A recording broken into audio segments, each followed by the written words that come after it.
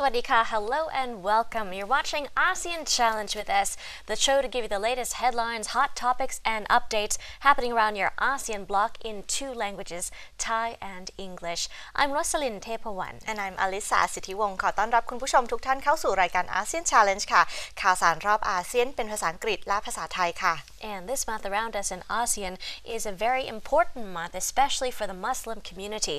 So we take a look around us at what's happening during the month of Ramadan in Indonesia, especially the world's biggest country with the Muslim population, exceeding the global population as well in terms of the ratio there. But in particular, because of the situation concerning the economy and the weakening rupiah in the country, Ramadan is a little bit different this year for the Muslim community there, especially the Sunni Muslims, who in particular have to scrap and save a little bit more than others, according to the latest reports, especially from the family of Ani Purwanti, who talks about how she herself has to struggle to make ends meet as a result of some tragedies in her family, especially during the month of Ramadan. ใช่แล้วค่ะใน ASEAN Around Us ในสัปดาห์นี้นะคะเราจะไปดูเทศกาลรอมฎอนนั่นเองค่ะซึ่งเป็นเทศกาลที่ถือว่าสำคัญสำหรับชาวมุสลิมทั่วอาเซียนเลยทีเดียวนะคะโดยเฉพาะในอินโดนีเซียนั่นเองซึ่งถือว่าในช่วงก่อนรอมฎอนนั่นเองจะเป็นช่วงที่เป็นช่วงธุรกิจการค้าขายที่ดีนะคะแต่ว่าในปีนี้เนื่องจากว่าตัวรูเปียนั่นเองนะคะก็ได้มีการอ่อนตัวลงเนี่ยก็อาจจะทำให้หลายคนอาจจะจับจ่ายใช้สอยน้อยลงนิดนึงนะคะอาจจะทำให้คนต้องประหยัดมากขึ้นเอาเป็นว่าเราติดตามกันค่ะว่าช่วงรอมฎอนในอาเซียนเป็นอย่างไรกันบ้างค่ะ For Muslims living in different parts of Asia express their hopes and fears ahead of the holy month of Ramadan, a period marked by fasting and visiting friends and family. An Islamabad doctor says Ramadan is a time to reflect upon and show compassion for the less fortunate and distribute what she calls Ramadan packets to the people in need. In Kabul, a military policeman whose job is to carry out routine searches of vehicles and personnel on the roads of Kabul vows to provide security for the residents of the city during Ramadan. In Manila, a Marawi native regrets not being able to return to her place of birth for Ramadan after a conflict with Islamic State supporters, leaving the city in ruins. She says the holy month would have been more enjoyable there because of family gatherings and good food. Over in Agra, home of the Taj Mahal, a sculptor says he's worried that a government move to ban entry from Taj Mahal's south gate would hurt a series or centuries-old prayer ritual during the Ramadan period. Ramadan is expected to start mid-May in Asia. The first day of the holy month often varies from country to country, depending on lunar sightings. I know from experience that after a long day of fasting, you like to drink something nice and eat something delicious for iftari. But I also know that unfortunately there are many people who cannot afford to have anything nice for iftari. Keeping this in mind, we prepare these Ramadan packages every year and distribute them among those who are less privileged than us. Ahead of Ramadan, Indonesian housewife Ani Purwanti sets up her flower stall next to a cemetery. The Islamic holy month is when she expects flocks of customers to buy bouquets to place at the final resting place of their loved ones. It's also a time when the 35-year-old can help bolster the income of her family. Purwanti's husband works as a trader in a traditional market. She hopes her additional earnings will improve their finances and make it easier to raise their son. With a depreciating Indonesian rupiah, many poorer families in the country are seeing their spending power eroded just as they embark on their mandatory pre-Ramadan shopping. Indonesian Muslims account for some 88% of the more than 200 million strong population, dominated by the majority Sunni sect of Islam.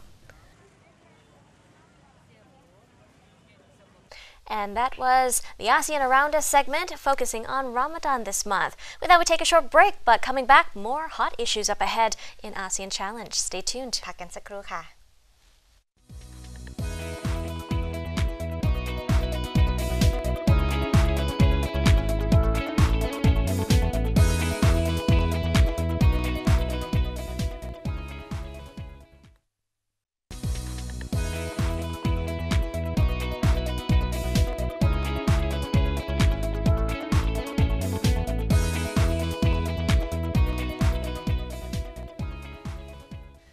Welcome back to the program. Into hot issues now. We talk about the latest change happening in Malaysia with the new government, rather return of the former Prime Minister, Malaysian Premier Mahathir Mohamad, and his move to shake things up a bit. That's right. So ever since taking office officially, the new Prime Minister, of course, or the continuing Prime Minister he was Prime Minister for a very long time, right, and now he's back again. Minister Mahathir Mohamad has said that he will be appointing a new chief of the country's anti-graft agency, and in which he plans to, let's say, take a look at all of the issues surrounding the previous government in terms of corruption and other scams and whatnot cases, and they're going to reinvestigate those issues all over again. Right, starting off with the Attorney General. He's been ordered to take a holiday, who's been following the scandalous cases involving the former government of Najib Razak. Not just that, as you mentioned, the faults being investigated, a lot of new positions perhaps will be taken up by people assigned and you could say tasked by the returning Malaysian Premier Mahathir Mohamad. So we'll be seeing a lot of shakeups in various government ministries as well. But Mahathir also went on to instruct all of the government agencies to keep all of their documents, do not destroy anything, to keep all the paperwork intact, not to take it out either. Everything has to be as is as the investigation continues into corruption in the country. That's right. So, as we all know, of course, Malaysia experienced what we can call a historical election, and in which Mahathir Mohamad had won the election. It was a shocking election which brought a power change to Malaysia for the first time in 6 decades after the political coalition led by Mahathir defeated the long-ruling Barisan Nasional. So we can see that a lot of changes are going to happen. We expected that even if Mahathir Mohamad did not win the election, like before it happened, a lot of people did expect that there would be a lot of change to the country, and now that he has won the election, we can see that he's already stepping in and he's already trying to move the country forward. Right, it's been a big shakeup because so far the country has been led by the Barisan Nasional, as you said, for about 6 decades, and so with this new leadership stepping in and perhaps his acquiescing his position later on to the opposition, Anwar Ibrahim, we'll be seeing more and more changes happening in Malaysia. So we'll keep our eyes peeled and keep you posted. ใช่แล้วค่ะมาดูกันในส่วนข่าวแรกของ ASEAN Hot Issue นะคะมากันที่ประเทศมาเลเซียค่ะอย่างที่เราทราบกันมานะคะว่าดรมหาเทียร์โมฮัมหมัดนะคะก็ได้กลายเป็นนายกรัฐมนตรีของมาเลเซียนะคะก็ได้เริ่มกระบวนการเอาผิดตามกฎหมายต่อรัฐบาลชุดเก่าของนาจิบราซักนั่นเองค่ะซึ่งคดีทุจริตก่อทุนพัฒนาแห่งชาตินะคะก็ได้สั่งพนักงานผู้ที่คอยช่วยเหลือนายนาจิบแล้วก็สั่งรวบรวมเอกสารทั้งหมดที่จัดขึ้นโดยรัฐบาลชุดเก่าอีกด้วยทางนายกรัฐมนตรีดรมหาเทียร์โมฮัมหมัดนะคะที่ตอนนี้อายุ92 ปีละซึ่งเคยตำแหน่งนายกรัฐมนตรียาวนานระหว่างปี 2523 ถึง 2546 เนี่ยกล่าวว่ารัฐบาลชุดก่อนหน้านี้ได้มีการกระทำมิชอบขออภัยค่ะไว้มากมายซึ่งทางรัฐบาลชุดปัจจุบันของนายมหาเทียร์โมฮัมหมัดนั่นเองนะคะก็จะลื้อฟื้นการสอบสวนคดีความและตรวจสอบข้อครหะทั้งหมดที่เกี่ยวข้องกับรัฐบาลชุดที่แล้วค่ะIndeed, and we'll keep you posted on more developments as they occur. Meanwhile, shifting over from Malaysia to Indonesia now, as the country itself goes through a season of terror and a string of attacks lately, we have some developments here to sum up what's been happening in Indonesia over the past week and beyond. Two incident, family of IS-inspired suicide bombers had attacked churches around Indonesia in a string of attacks here.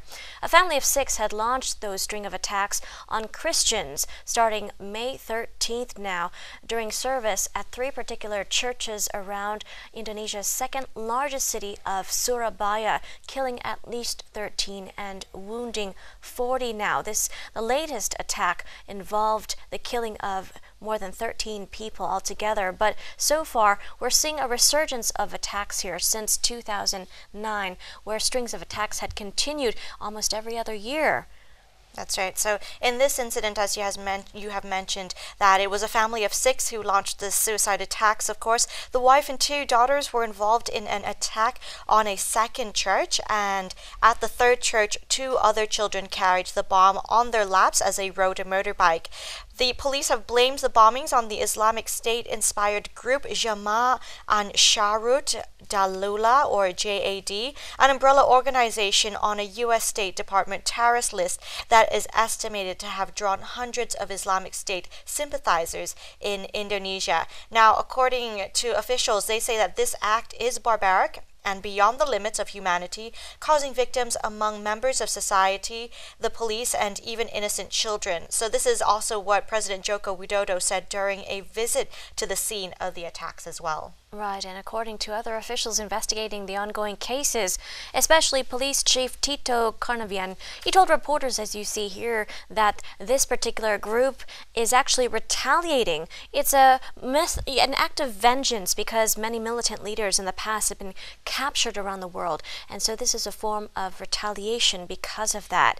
And so as a result, now the string of attack is resulting in streets around the area, bomb churches as well, and leading to heavy checkpoints all around the area as police continue to stand guard as forensic and bomb squad officers comb the areas for more clues. ใช่ค่ะไปกันต่อที่ประเทศอินโดนีเซียนะคะซึ่งก่อนหน้านี้นะคะก็มีเหตุการณ์การวางระเบิดทั่วประเทศเลยทีเดียวนะคะที่เราจะพูดถึงได้ก็มีหลายเหตุการณ์ที่เกิดขึ้นเหตุการณ์นึงนะคะก็เกี่ยวข้องกับกลุ่ม IS นะคะซึ่งได้ออกประกาศแสดงความรับผิดชอบต่อเหตุการณ์ระเบิดพลีชีพโจมตีโบสถ์คริสต์3แห่งในเมืองซูราบายาของอินโดนีเซียนั่นเองนะคะเมื่อเช้าวันอาทิตย์ขณะที่ตำรวจเผยว่าทีมมือระเบิดนะคะ6คนที่เสียชีวิตในเหตุการณ์ทั้งหมดเนี่ยเป็นคนในครอบครัวเดียวกันประกอบไปด้วยพ่อแม่ลูกชายวัยรุ่น2คนแล้วก็ลูกสาวอีก2คนอายุ12แล้วก็9ปีค่ะใช่ค่ะนับว่าเป็นกลุ่มที่เพิ่งกลับมาจากซีเรียนั่นเองนะคะซึ่งทางเจ้าหน้าที่ก็บอกว่าเป็นการตอบรับหรือว่าโต้ตอบการ crackdown ของชาว IS ทั่วประเทศแล้วก็ทั่วโลกด้วยค่ะก็เป็นการโต้ตอบที่รุนแรงมากๆแล้วทางผู้นำประเทศอินโดนีเซียก็ออกมาชี้แจงนะคะว่าเหตุการณ์เริ่มร้ายแรงมากขึ้นเพราะว่าไม่ใช่แค่ผู้ใหญ่นะคะแต่เด็กก็มีส่วนเกี่ยวข้องด้วยในการก่อการร้ายค่ะเพราะฉะนั้นเราก็จะคอยจับตาดูนะคะว่าจะมีเหตุการณ์เพิ่มเติมอีกยังไงบ้างทั่วประเทศอินโดนีเซียซึ่งขณะนี้ก็กำลังพยายามที่จะ crack down นะคะมากขึ้นค่ะ Moving on to another issue, of course, still in Indonesia about the insurgencies and terrorist attacks. Of course, a vehicle exploded, injuring several Indonesian police, also in Surabaya as well, not just like a day after, actually, and in which this one also killed several people. This one, the blast occurred at 8:50 a.m. during local time in Indonesia, of course, at a police office of East Java Police, the police station, of course, and then the full extent of casualties were at the time unclear. So we can see that a lot of situations or issues dealing with bombing and attacks around the islands of Indonesia have been occurring, as you mentioned, strings of attacks that have been occurring for several years, actually. So Indonesia has some major successes tackling militancy inspired by Al-Qaeda's attacks in the United States in 2001, but there has been a resurgence of Islamist attacks in recent years, including in January 2016, when 4 suicide bombers and gunmen attacked a shopping area in central Java. Right. At the same time, at that time, a series of explosions had rocked the capital with various gun battles happening on the street as well. And 2016 was also at the same time involved in, well, you could say, a hiatus after a string of attacks starting from 2000 to 2002, 3, 4, 2005, 2009. You could say almost every other year there's been attacks happening all around Jakarta, including the recent attack that happened on May 16th as well, where various gunmen, 4 at least, had been involved in attempting to attack a police station in Sumatra using machetes, but altogether 4 of them were killed. A police officer was killed as well. Some suspects are also still believed to be on the run. ใช่แล้วค่ะอีกหนึ่งเหตุการณ์หรือว่าจริงๆก็อีก2เหตุการณ์ที่เกิดขึ้นในอินโดนีเซียนะคะเกี่ยวข้องกับระเบิดนะคะก็คืออีก1เหตุการณ์ที่เกิดขึ้นเมื่อวันที่13ขออภัยค่ะ14เดือนพฤษภาคมนะคะแล้วก็อีกเหตุการณ์นึง16พฤษภาคมเช่นเดียวกันนะคะก็วันที่14พฤษภาคมเหตุการณ์ที่เกิดขึ้นนะคะก็มีระเบิดที่เกิดขึ้นตรงสำนักงานตำรวจจังหวัดชวาตะวันออกนะคะ ตั้งอยู่ในเมืองซูราบายานั่นเองนะคะเกิดขึ้นเมื่อเวลาประมาณ 8:50 นาทีตามเวลาท้องถิ่นทาง CCTV ที่จับเหตุการณ์ได้ก็เผยว่าผู้ต้องสงสัย2คนเป็นชายและก็หญิงใช้จักรยานยนต์เป็นพาหนะค่ะส่วนอีก1เหตุการณ์ที่เกิดขึ้นวันที่16พฤษภาคมนั่นเองนะคะเกิดขึ้นบนเกาะสุมาตราค่ะก็เกิดขึ้นที่เราเรียกได้ว่าน่าจะมีคนเกี่ยวข้อง4คนอย่างน้อยนะคะ 4-5 คนอาจจะมีบางคนที่ยังหลบหนีอยู่เช่นเดียวกันในเหตุการณ์นี้นะคะก็มีผู้ที่บาดเจ็บรวมไปถึงนักข่าวแล้วก็ตำรวจนะคะเหตุการณ์นี้เกิดขึ้นที่สถานีตำรวจใช่ค่ะก็นับว่าเหตุการณ์ก่อการร้ายเพิ่มยกระดับมากขึ้นนะคะทั่วประเทศอินโดนีเซียซึ่งในขณะนี้ทางเจ้าหน้าที่ก็พยายามที่จะยกระดับการปกป้องกันภัยจากทางอิสลามิกinsurgents ด้วยนะคะก็คือเราก็จะจับตาดูความปลอดภัยว่าไม่ใช่แค่อินโดนีเซียแต่ทั่วอาเซียนก็ควรระวังเช่นกันค่ะ But with that said, we head over from Indonesia now. We'll update you on those developments as they come. Meanwhile, over to some other developments happening in Vietnam. With Russia in the scene, especially in the oil scene, we're seeing a lot more developments coming from a particular company called Rosneft, hoping to gain some more offshore experience from Vietnam to spur more global expansion in the oil trade industry. That's right. So the Southeast Asian country of Vietnam, of course, has been traditionally an ally of the Soviet Union, and then Russia, which has long produced oil and gas in Vietnam. Now, Rosneft is the operator of the consortium with local Petro Vietnam and India's what we call ONGC, which last year produced a lot of oil. We can say almost 3 billion cubic meters of gas, providing for almost a tenth of Vietnam's total electricity capacity.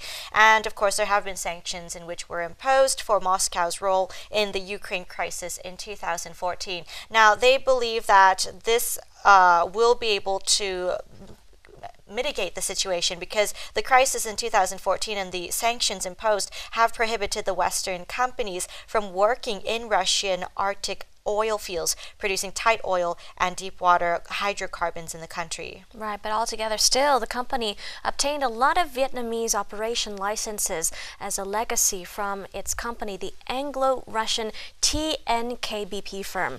And in 2013, was bought for around $50 billion. So at this point, it controls a huge percentage, more than a third, 35% at Block 06.1 with initial reserves of almost 70 billion cubic meters of gas. That's huge. The company also owns a third in a pipeline, a 3% of the pipeline in Kam Kon Son Basin. So the pipeline itself transports a lot of gas, even condensed gas from the basin blocks to an onshore power generation facility.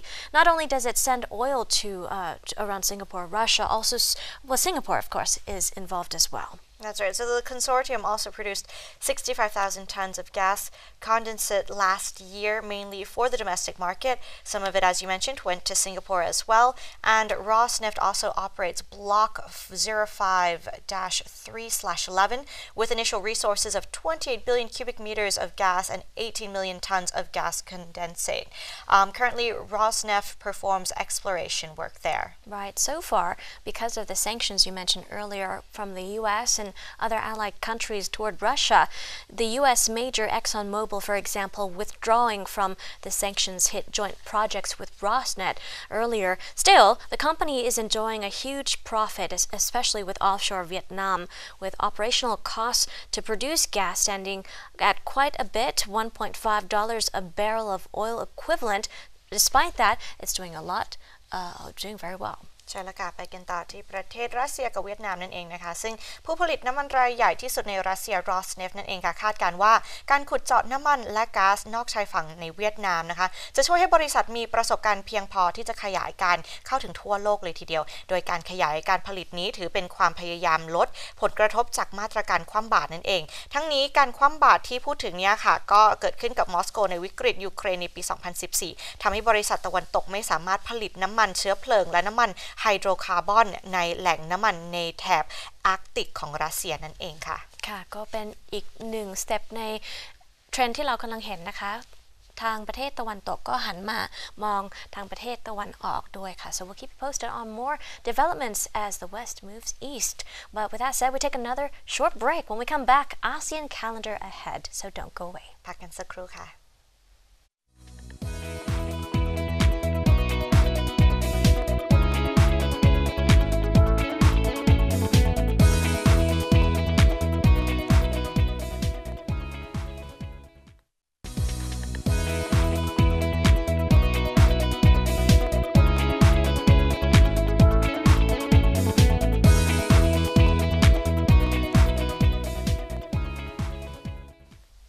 Welcome back to the program and on to ASEAN calendar. Let's take a look at what events are coming up soon. ไปดูกันค่ะ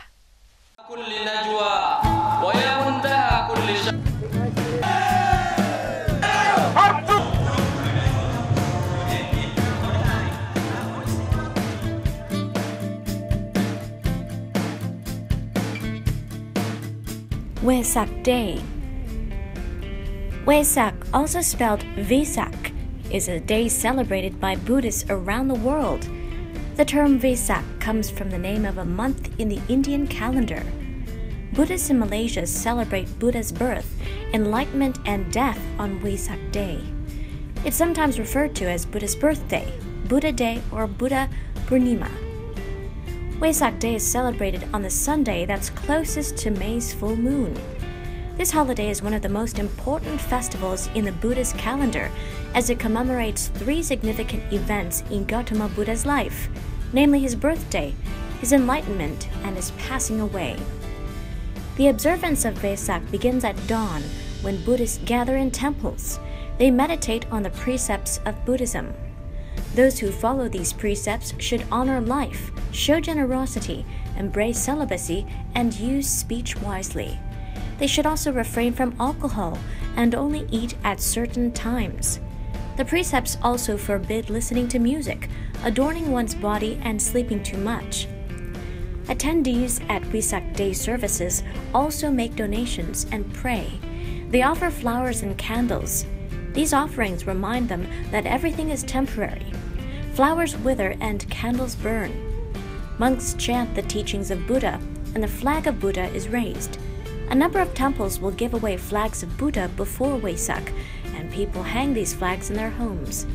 Many Buddhists go to the Malaysian Buddhist Association building as well and wait in line to wash a statue of Buddha. They believe this ritual will cleanse their souls and purify them. Those who visit the building also light candles shaped like lotuses and ask for Buddha's blessings. They say prayers and end their celebration with a vegetarian meal. The celebration of Vesak Day in the city of Kuala Lumpur in southwestern Malaysia ends with a parade. This parade of decorated floats lasts for many hours. One of the floats usually has a large statue of Buddha. People walk beside the floats carrying flowers and candles. The Buddhist religion was started by Siddhartha Gautama in about 500 BC. Gautama belonged to a royal family in Nepal. His privileged life was disturbed when he realized that everyone experienced illness, old age, and death. Gautama began to wonder about the meaning of life, and he left his home to wander through the country. He wanted to learn the truth about life and death. Gautama studied yoga under many teachers and fasted. He thought fasting would enable him to become enlightened about life and death. But fasting did not seem to help his knowledge. A young woman brought him food one day when he was sitting under a tree. He ate the food and realized that neither fasting nor self-indulgence would help him find the meaning of life. This realization is known as the Enlightenment. Gautama became known as Buddha, or the Enlightened One. Different countries may celebrate Wesak Day in different ways, but in all places, it's a celebration of color and joy. It's considered a public holiday in most Southeast Asian countries like Sri Lanka, Cambodia, Malaysia, Singapore, and Thailand.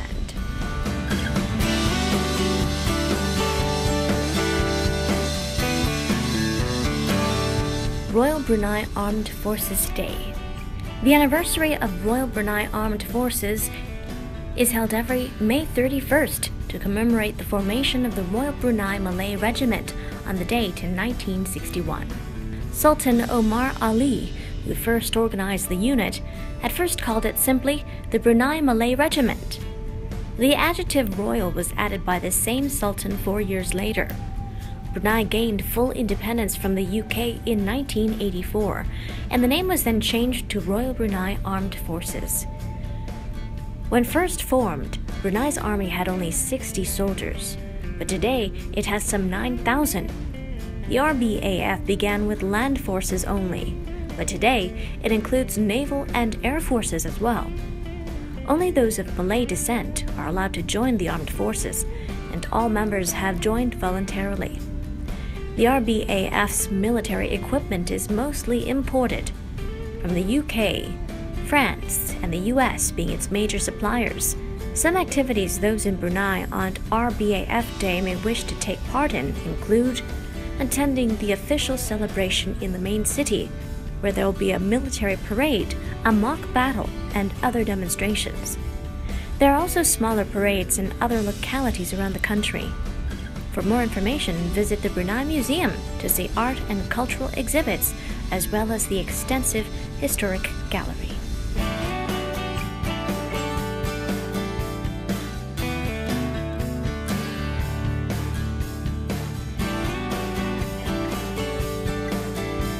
The 31st of May 2018, World No Tobacco Day.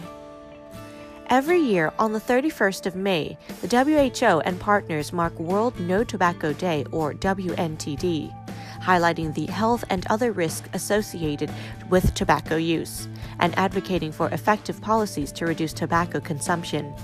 The focus of World No Tobacco Day 2018 is tobacco and heart disease. The campaign will increase awareness on the link between tobacco and heart and other cardiovascular diseases, or CVD, including stroke, which combined are the world's leading causes of death. Feasible actions and measures and key audiences, including governments and the public, can take to reduce the risk of heart health posed by tobacco. World No Tobacco Day 2018 coincides with a range of global initiatives and opportunities aimed at addressing the tobacco epidemic and its impact on public health, particularly in causing the death and suffering of millions of people globally. These actions include the WHO-supported Global Hearts and Resolve initiatives, which aim to reduce cardiovascular disease deaths and improve care, and the third United Nations General Assembly high-level meeting on the preservation and control of NCDs being held in 2018. How tobacco endangers the heart health of people worldwide. World No Tobacco Day 2018 will focus on the impact tobacco has on cardiovascular health of people worldwide. Tobacco use is an important risk factor for the development of coronary heart disease, stroke, and peripheral vascular disease. Despite the known harms of tobacco to heart health and the availability of solutions to reduce related death and disease, knowledge among large sections of the public that tobacco is one of the leading causes of CVD is low. Facts about tobacco, heart, and other cardiovascular diseases. Cardiovascular diseases, or CVD, kill more people than any other cause of death worldwide, and tobacco use and secondhand smoke exposure contribute to approximately 12% of all heart disease deaths.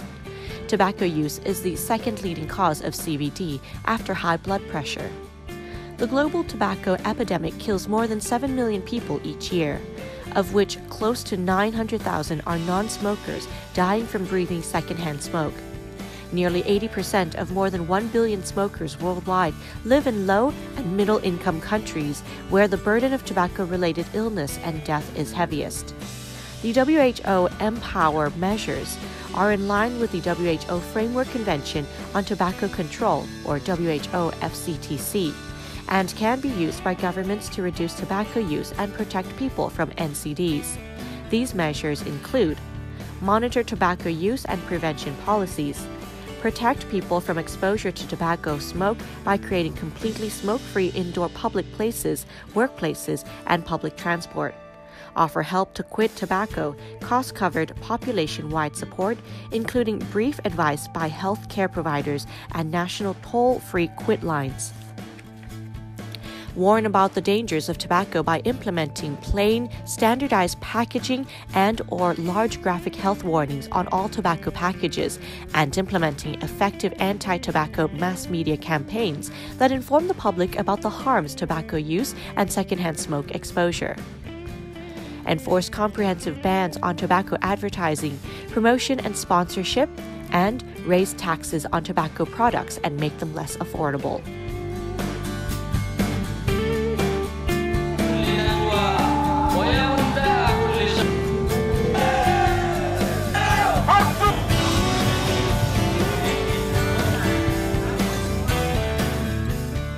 And those were the events to mark your calendars with. With that said, we'll take a short break and we'll be back soon. สักครู่ค่ะ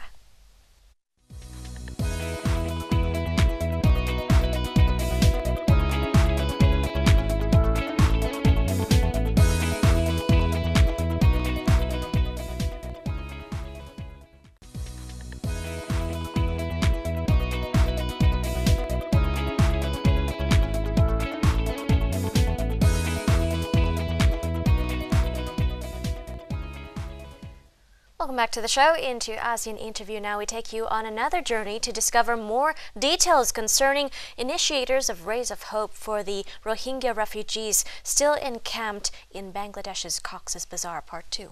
ใช่แล้วค่ะเรากลับเข้าสู่รายการ ASEAN Challenge นะคะในช่วงนี้ ASEAN Interview ค่ะไปดูโปรเจกต์ที่มีชื่อว่า Rays of Hope นั่นเองค่ะ Refugee ที่ Cox's Bazar ในบังกลาเทศกับชาวโรฮิงญาไปติดตามกันได้เลยค่ะ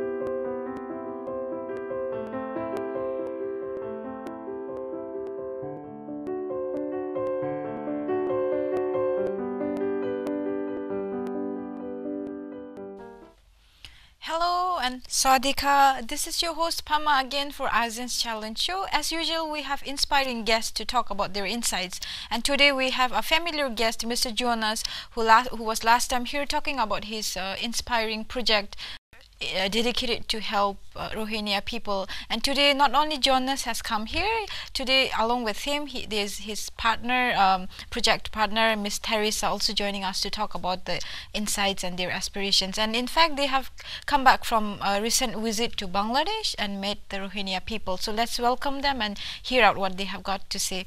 Hello and Sawadika, welcome to the show.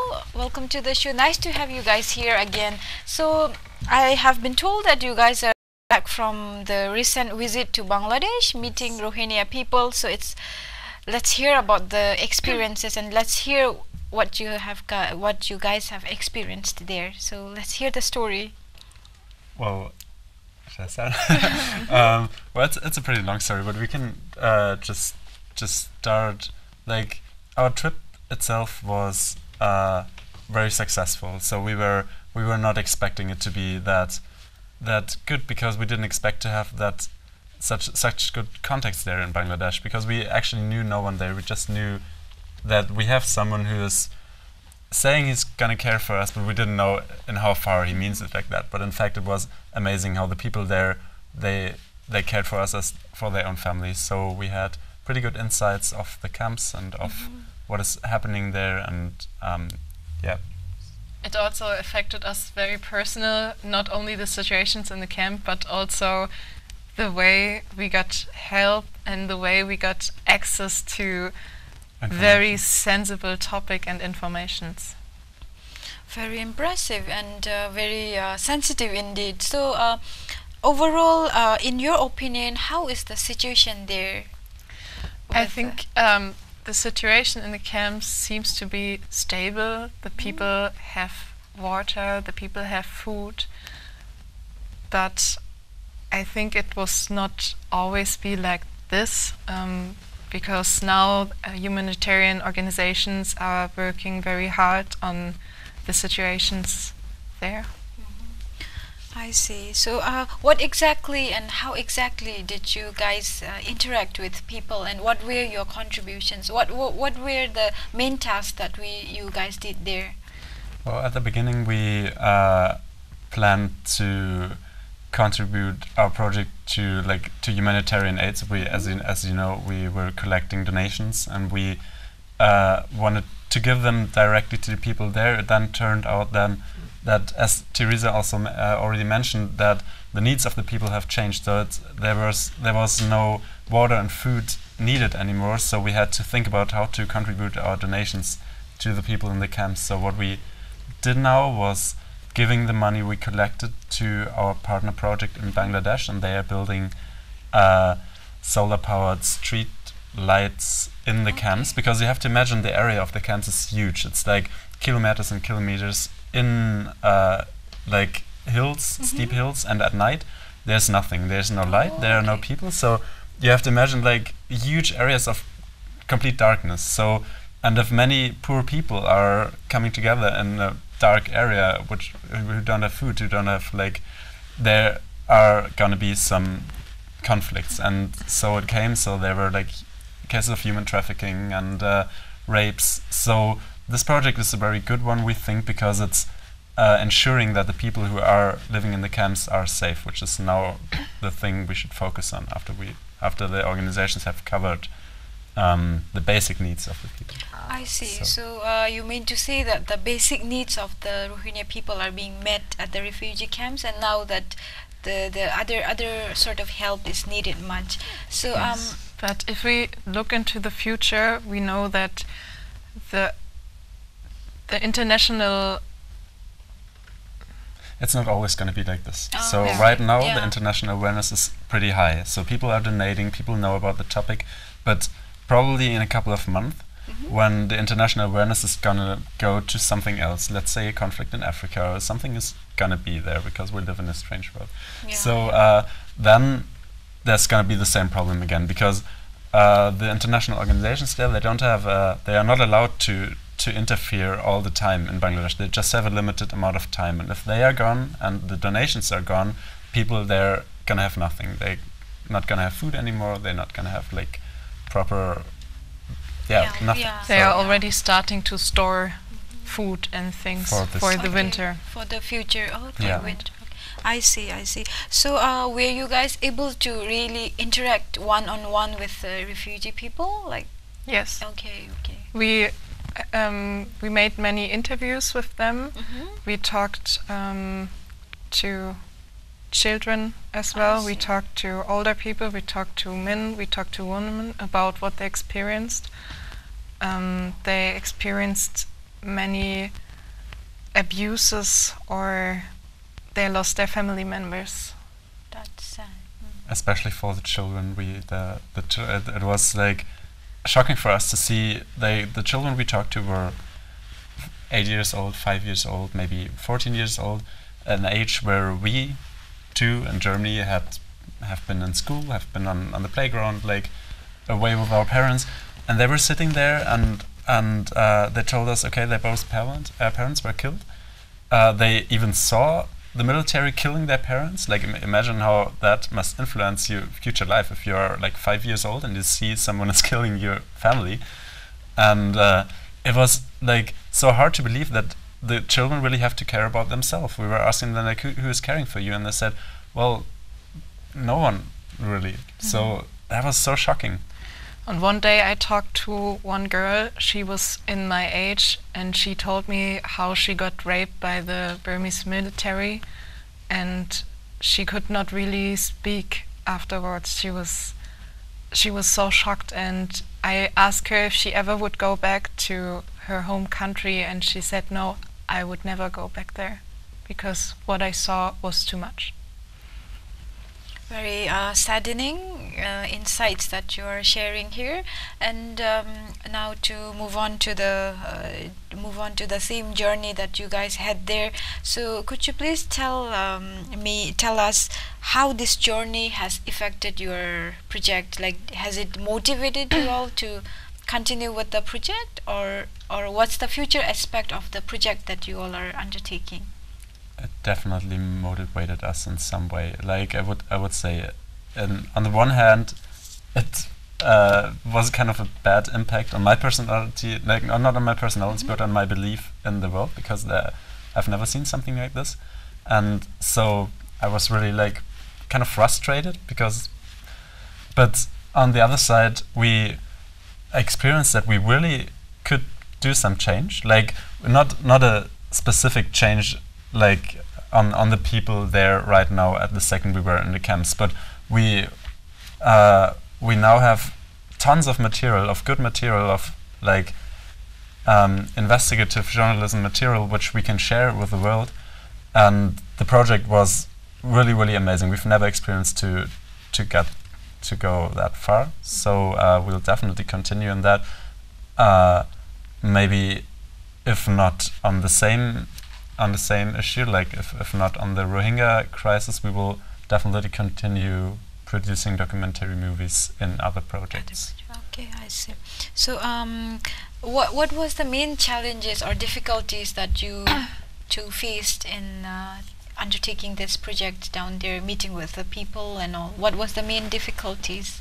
I think the main difficulties were the preparations, getting the money to travel there, getting sponsors, getting a visa to go to Bangladesh, or getting into Bangladesh. Or Bangladesh is a very untouristy country, and it was even hard to get money there. There were many challenges we had to face before we went there, but when we came there, people were helping us in a very unique way, and if they won't be there, if we didn't have any local friends who were all supporting us, we would have no chance. We would have no chance, literally. And they took us in the camp, and they could talk to the people, and they could show us the people, and they lead us the way. And otherwise, we won't be able to go there alone or to talk to anyone. I see. I think the biggest problem for us was the food there in Bangladesh. We had like kind of a problem with that, and we were together with the mental issue that it was so exhausting to hear those stories of the people we were talking to, because like I'm not in an age that I have so many life experience I can just like put it away from me, but I'm 22, and if someone is telling me his father was burned in front of his eyes, it really affected me, together with this mental thing, and that we were just like kind of weak because we didn't really eat in Bangladesh. I see. It was really exhausting, and we had like many discussions between us, not because we don't like each other, but we were just both so mentally stressed. Yeah. That was one of the biggest challenges. challenges, So yeah. I see. Very sorry to hear about the food and the challenges you guys faced there. So now, Teresa, I have already talked with Jonas about why he joined this and why he started this project. He said it's closer to him, and then he wanted to help. So now, could you tell me what was your main reason for coming up with such a project? What motivated you to really come up with such project and travel all the way? I think what motivated me is that it is actually easy to help. It is actually easy to make a start, and as soon as we started the project, and as soon as we took the first steps, I get motivated again, and I feel that even very small change can affect maybe more. Wow. So I would say it's always getting better. Wow, very inspiring and a very beautiful insight you guys shared here. So share us about the more aspirations that if you have for the world as a better place. Anything that you guys want to add on before wrapping up this conversation? That's a tough question. I think what we experience is that in general this crisis didn't came up because of religious differences, or of maybe not even of cultural differences, but what we think after this project is that there are bigger interests, that there are economical interests of big countries which are in the UN, which have a veto right in the UN, and so for this reason I think the big conflicts in the world begin. So maybe I changed my opinion after this project, but we talked to people who didn't really tell us that directly, but they made us understand what they want to tell us, because it seemed to be pretty dangerous for them to talk the truth, but they obviously knew the truth. So I think to make the world a better place, there need to be, I don't believe I'm saying that because we were always discussing about that and I had a complete other opinion before, but I think there need to be a change in how the Western world is looking at the other parts of the world and how they are using them to achieve the wealthiness they have. Mm-hmm. What I think is that we have to understand that no matter where we come from or no matter what culture or religion we have, we are not different from each other. We are not different from each other because we feel the same when our home is taken, and we feel the same when we lose our mother. We have the same feelings.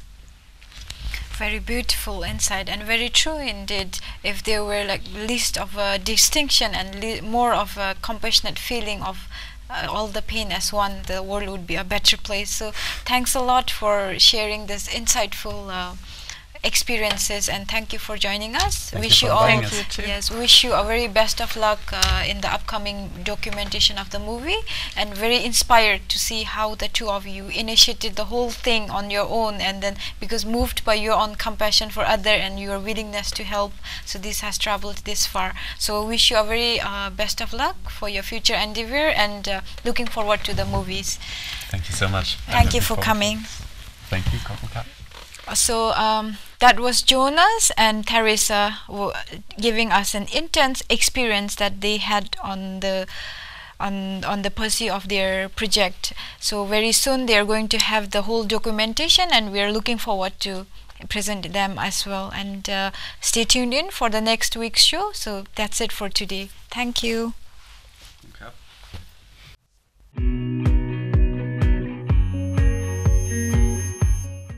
And that wraps up our ASEAN Challenge for this week. Thanks for joining us. We'll see you again very soon next week. For now, สวัสดีค่ะ สวัสดีค่ะ